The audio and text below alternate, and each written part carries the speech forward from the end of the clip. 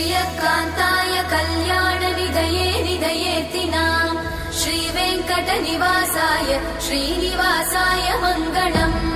लक्ष्मी सविभ्रमालोक सुभ्रूविभ्रमचक्षुषे चक्षुषे सर्वलोकानां वेङ्कटेशाय मङ्गलम्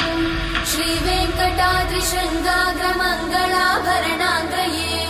मङ्गलानां निवासाय श्रीनिवासाय मङ्गलम्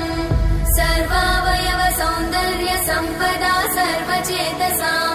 सदा सम्मोहनायास्तु वेङ्कटेशाय मङ्गलम् नित्याय निरवध्याय सत्यानन्दचिदात्मने सर्वान्तरात्मने श्रीमद् वेङ्कटेशाय मङ्गलम् स्वतः सर्वविदे सर्वशक्तये सर्वशेषिने सुलभाय सुशीलाय वेङ्कटेशाय मङ्गलम्।